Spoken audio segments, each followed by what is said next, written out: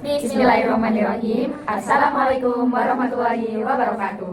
Perkenalkan, saya Natasha Rizky Anandita dengan NIM 2351 5060 beserta rekan saya Nora Vanessa Wajilin dengan NIM 2351 50 67111013 dengan rekan saya Nisa Aulis Madani dengan NIM 2351 5060 1111 dan rekan saya Amalia Syahda Denima dengan NIM 2351 5000111104. Nah, di sini kami akan menjelaskan mengenai program yang telah kami buat untuk memenuhi mata kuliah Teknologi Sistem Terintegrasi.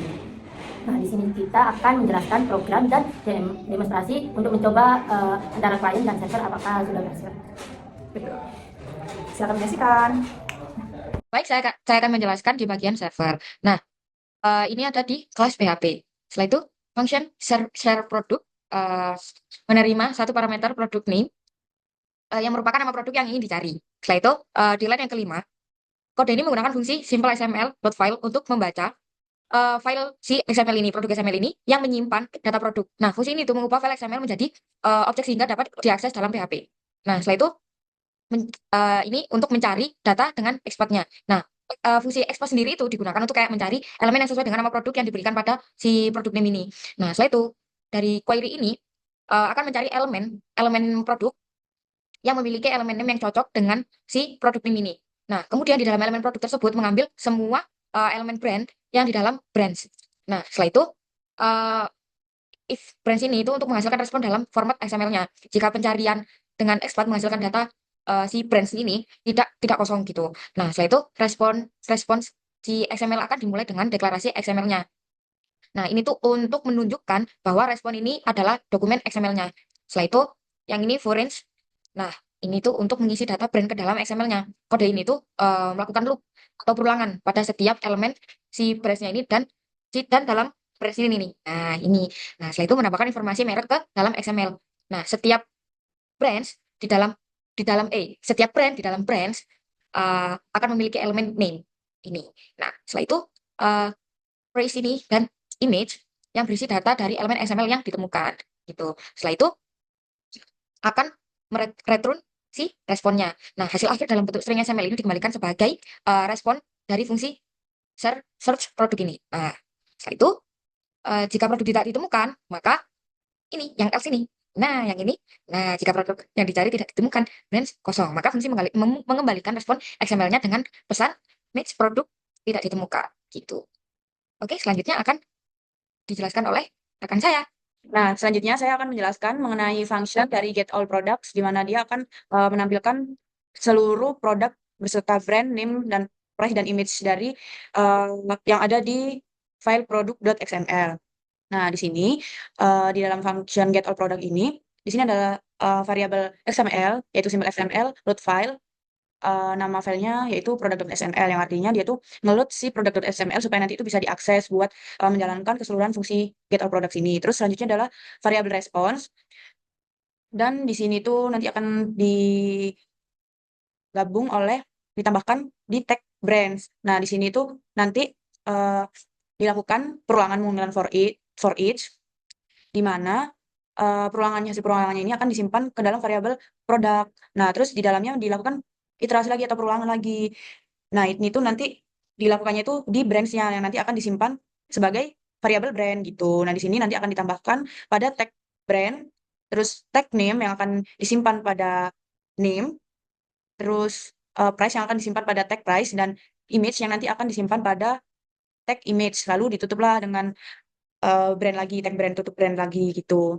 Terus selanjutnya karena di sini udah ada brands, jadi di sini ditutup lagi dengan brands, lalu mengembalikan respons. Nah, respons ini nanti disimpan ke sini. Terus habis itu keluar dari for each, keluar dari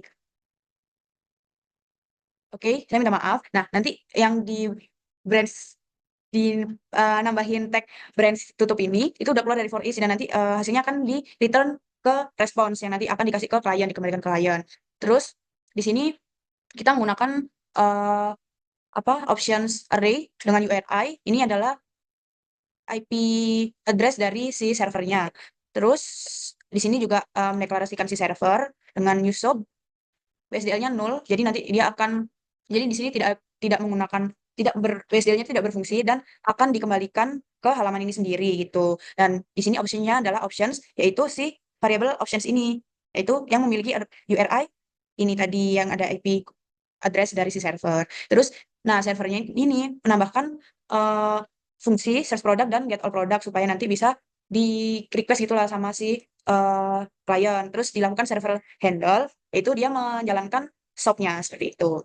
Oke, selanjutnya bagian sub client.php akan dijelaskan oleh rekan saya. Oke, di sini saya akan melanjutkan penjelasan program teman saya. Di sini saya akan menjelaskan tentang subclient.php. Nah, di klien ini kita membuat HTML yang dimana agar yang tujuan untuk membuat tampilan. Nah, seperti ini.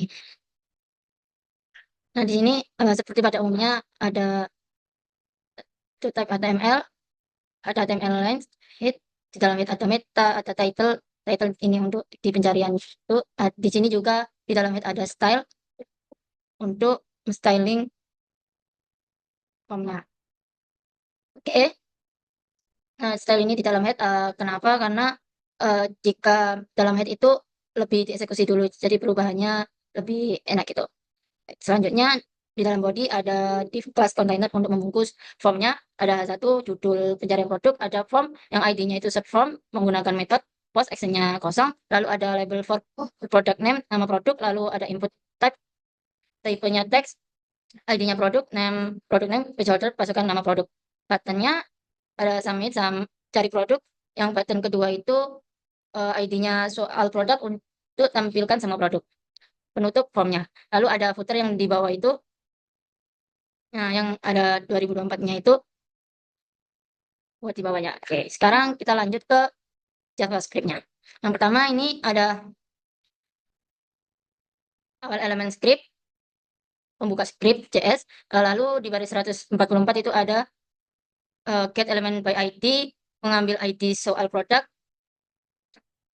tombol tampilan produk ini menuju ke button tampilkan produk. Lalu untuk add event listener itu untuk mendeteksi saat tombol ini diklik. Lalu untuk event.prevent defloat itu untuk mencegah tindakan defloat tombol agar form tidak dikirim ulang saat tombol diklik. Jadi ketika formnya itu diisi, terus kita mencet tampilkan semua produk, form yang diisi itu akan diabaikan. Jadi fokus ke tampilan semua produk itu. Nah, untuk baris selanjutnya document.querySQL itu untuk menyembuhkan elemen kontainer bagian utama halaman. Jadi aslinya di sini tuh formnya tuh munculnya dua ketika kita mengeklik tampilkan semua produk itu ada dua. Untuk mengatasi biar bisa menampilkan satu, jadi dikasih document.querySelector container style display sama dengan none. Yang kedua ada ini tuh untuk menampilkan isi dari resultnya. Lalu page ini mengirimkan permintaan post ke server dengan mengirimkan data actionnya itu get all product. Jadi di page ini ada titik 2 itu kosong. Jadi ini mengirimkan kembali ke halamannya sendiri gitu.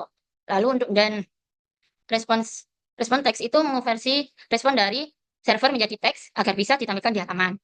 Selanjutnya di baris 153 itu ada data, lalu di dalamnya ada document.querySelector, dalam parameternya itu titik.select dan init itu untuk memasukkan data yang diterima dari server ke dalam elemen result sehingga pengguna bisa melihat hasil produk. Lalu untuk catch ini itu berfungsi untuk handling error. Jadi ketika dijalankan dan menangkap dan menampilkan error, itu untuk menangkap dan menampilkan error jika permintaan tidak berhasil, gitu maksudnya. Oke, setelah itu penutup script. Oke, untuk penjelasan yang JS dari aku cukup. Selanjutnya akan dilanjutin oleh teman saya untuk menjelaskan PHP-nya. Oke, baik. Jadi di sini saya akan melanjutkan penjelasan tentang kode PHP yang berfungsi untuk berkomunikasi dengan server menggunakan SOAP. Nah, untuk alamatnya sendiri yaitu menggunakan alamat 192.168.0.124. Nah, di sini terdapat if variable server itu. Nah, jadi hanya request post yang akan diproses. Jadi jika selain yang digunakan selain post, maka dia tidak akan diproses atau dijalankan di kode yang if ini. Nah, untuk server yang URL ini, itu tuh merupakan URL server yang melayani request SOAP diatur di variable server URL. Nah, untuk kode yang di dalam kode try, terdapat variable client sama dengan new SOAP client, nah itu sampai yang ini, yang trace sama dengan satu itu. Nah, jadi di kode try ini, objek SOAP client dibuat. Kemudian parameter nul ini menunjukkan bahwa server tidak menggunakan USDL Nah, location dan URI menunjukkan ke URL server. Kemudian trace diaktifkan untuk debug. Kemudian lanjut yang kode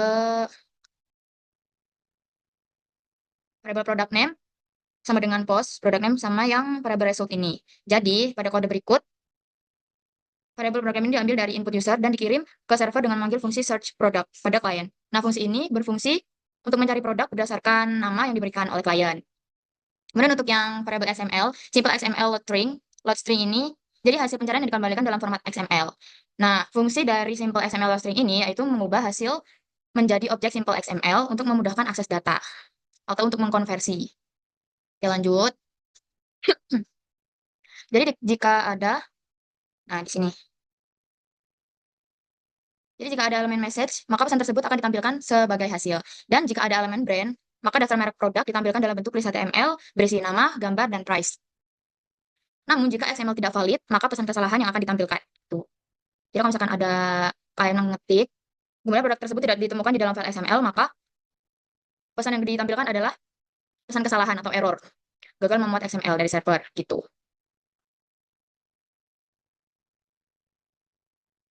Nah, di sini juga ada kode else if, yang di dalam kurung itu ada iset XML menuju ke arah brand.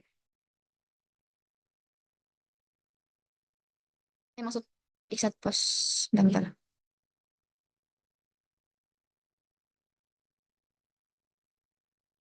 Oh, jadi selanjutnya ini ada yang else if, nah iset post, itu di dalam kurung siku ada action. Nah, jadi jika from mengirim data dengan action bernilai get all product, script ini akan memanggil fungsi get all product dari server shop untuk mendapatkan daftar semua produk. Nah, menampilkan daftar semua produk ini sama atau mirip dengan pencarian produk. Hasil dikembalikan dalam format XML. Script menampilkan setiap merek produk dalam format list jika data brand ditemukan. Nah, untuk fungsi kode yang catch ini, yang catch.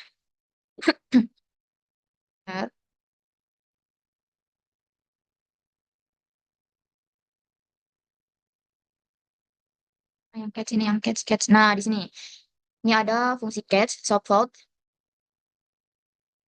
Jadi jika terjadi kesalahan saat melakukan request swap, pesan error di sini akan ditampilkan. Nah, output HTML-nya itu hasil disimpan dalam div class yang result mengandung pesan daftar produk atau XML yang diformat agar lebih mudah dibaca oleh klien. Sekian penjelasan dari saya. Oke, itu tadi penjelasan dari kode program yang telah kami buat. Sekarang saatnya kita demonstrasi hasil dari kode program tersebut. Nah, di sini nanti kita pakai dua laptop yang dimana laptop itu Laptop satunya menjadi server dan satunya lagi menjadi klien. Oke, sekarang kita akan Membuka comment prompt. Nah, di Demonstrasi, sini ya. kami akan mengecek IP address dari si servernya yang nanti akan di-ping di sisi Klien. klien. jangan lupa jaringannya juga harus sama. Hmm. Realme. Oke, berarti sama. Udah bisa. Coba di IP config. Nah, di situ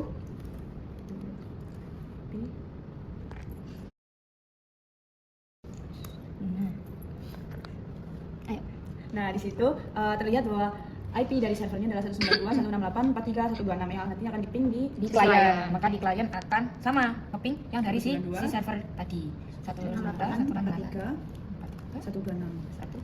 Oke. Enter. Nah, Nah, ini bisa. menandakan dia sudah dapat berkomunikasi, saling berkomunikasi gitu. Oke, Selanjutnya, sekarang jika mengalami RTO, coba cek kembali firewallnya, apakah dari Sudah mati? sisi klien udah dimatikan apa belum. Kalau kemungkinan besar kalau LTO itu Belum. sekarang kita cek dulu di programnya, sesuaikan URI sama URL-nya sesuai IP yang tadi dari server. Kalau sudah sesuai, Oh, itu satu. nah kita Oke.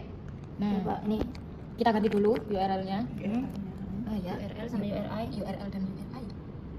Ini URI. Oke, udah sama. Setelah itu Dan ini kalau bisa, ini sesuai dengan nama penyimpanannya. Karena ini penyimpanannya SK2. di itu menurut servernya. SK2, betul. Ya. Nah, menurut servernya ya. Oke. Selanjutnya kita akan melakukan percobaan langsung pada browser. Mengakses di server, yang dimana server kan tadi filenya dipisah di PC klien sendiri, yang untuk file klien di PC klien, yang file server di PC server. Dimana di server juga ada juga data dan Kliennya. apa .xml. file XML-nya. Jadi di sini otomatis untuk URL-nya harus mengakses IP dari si klien Kliennya sendiri. sendiri. Oke, mari kita coba. Langsung. Oke, kita Pertama coba kita satu dulu. Apakah sudah berhasil diparsing dengan expat tadi yang sudah dijelaskan oleh teman rekan saya. Rekan saya. Mari kita coba. Oke. Nah, di sini kita menggunakan fungsi dari JavaScript yaitu search product tadi. Iya. Oke, selanjutnya untuk fungsi show all product, maka kita akan klik button yang tampilkan semua produk. Nah, di sini akan menampilkan Oke. semua produk. Nah, oke, karena tadi terjadi sedikit kendala, sekarang sudah Kita coba lagi dibutuhkan. ya. Nah, kita ini muncul apa yang tadi kita ingin cari. Tadi kan kita cari produk laptop, maka dari itu yang muncul ada brand-brand dari produk laptop. Lalu kita ingin nampilin semua. Nah, Maka semuanya akan tertampil dari smartwatch, televisi. semuanya tertampil beserta kode XML yang Betul. sudah disimpan di server tadi. Itu dia kode XML-nya.